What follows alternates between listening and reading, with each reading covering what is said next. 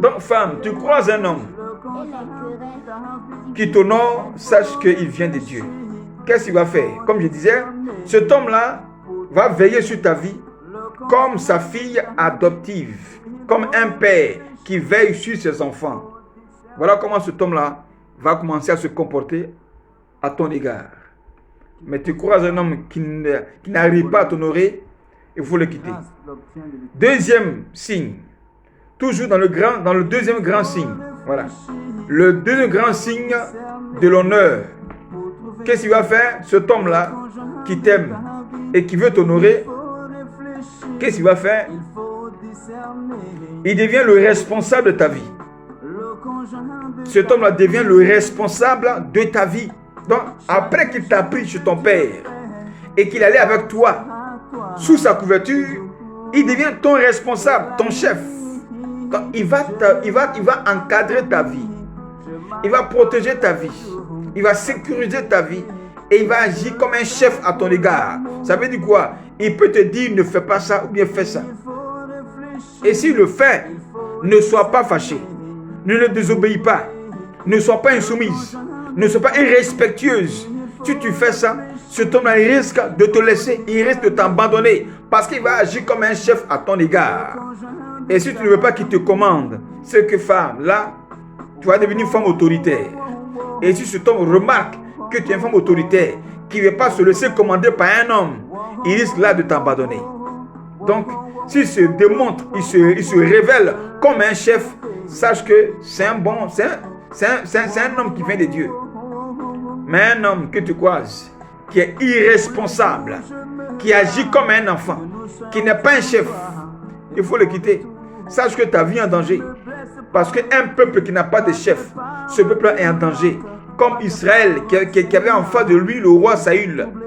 Et Goliath était en face d'Israël. Face à Saül, lui dit, il va battre Israël, il va frapper Saül et il commence à les insulter. Et Saül tremble, il ne peut pas réagir. Israël se dit, mais voici notre chef, Saül tremble. Mais si lui qui est le chef, il tremble, nous, qu'allons-nous faire? C'est que Goliath va tous nous tuer. Alors Dieu, ayant vu que le chef Saül avait perdu l'autorité, avait démissionné spirituellement de la royauté, Dieu envoie David.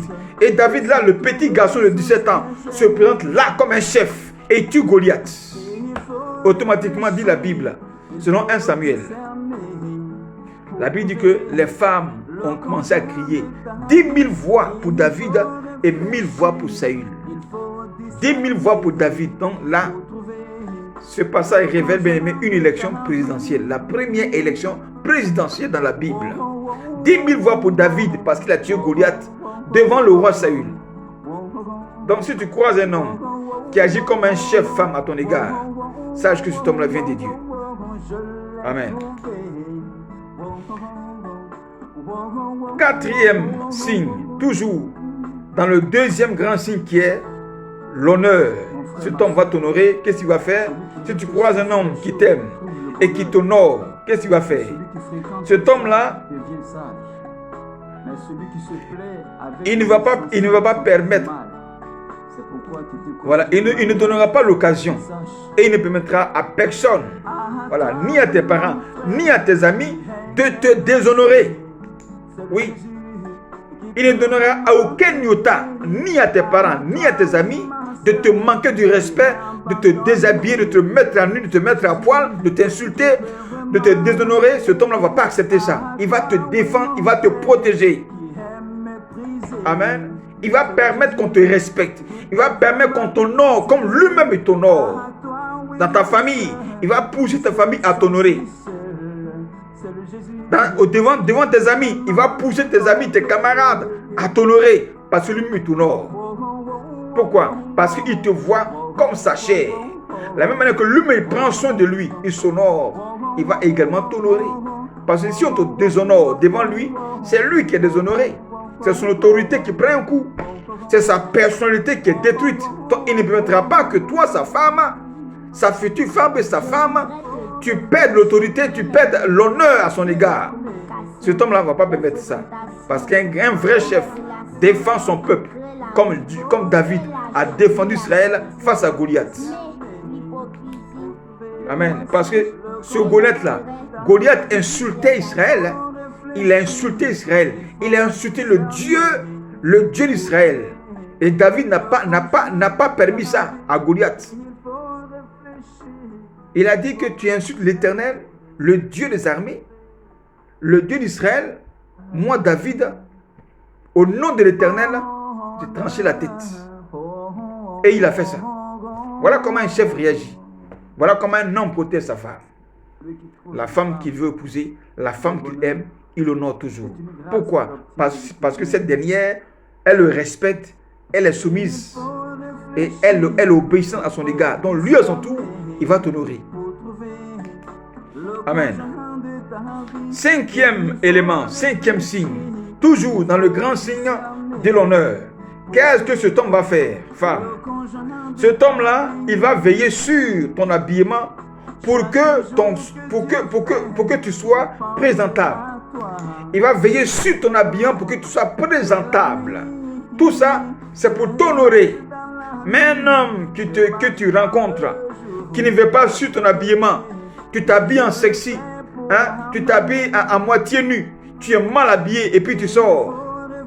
Et tu marches à lui. Et les hommes te regardent. Il y en a qui te convoitent. Et quand ton mari n'est pas là, ils viennent t'aborder. Et toi aussi faible que tu es, tu finis par accepter parce qu'ils vont te déballer des caisses d'argent, des billets de banque. Et tu es séduite et tu commences à les suivre. Un homme qui sort à sa femme et dont sa femme n'est pas bien habillée, cet homme-là ne veut pas t'honorer. Comme tout à l'heure, dans cette journée-là, j'ai vu une femme blanche, voilà, qui était mal habillée.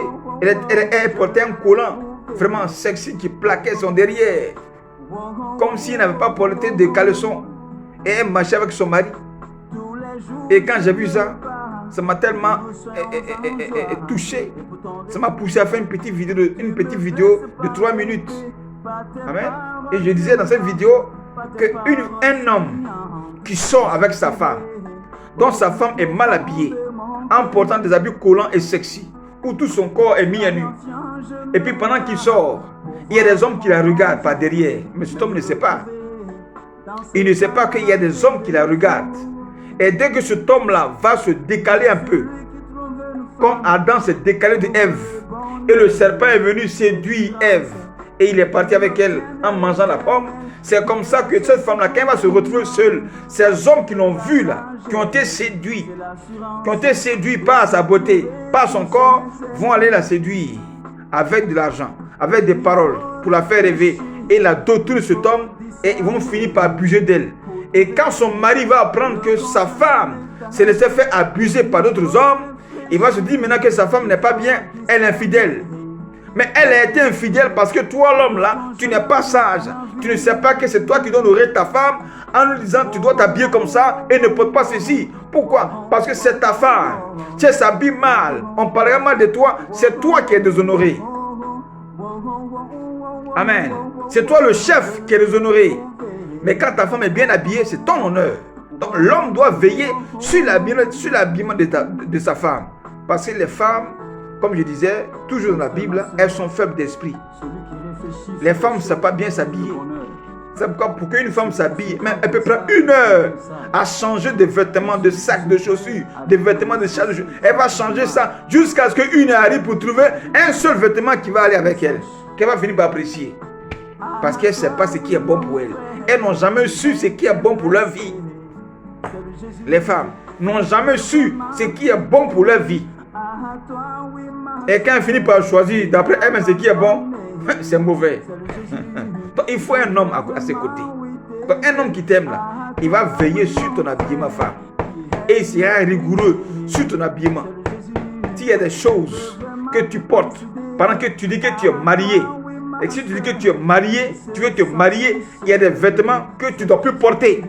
Des habits sexy que tu ne dois plus porter parce que tu n'es plus petite fille. Les enfants n'ont pas droit au mariage.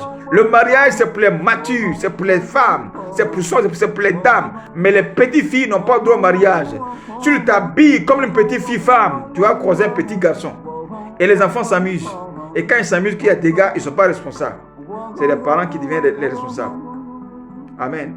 Donc si tu croises un homme qui ne veut pas sur ton habillement,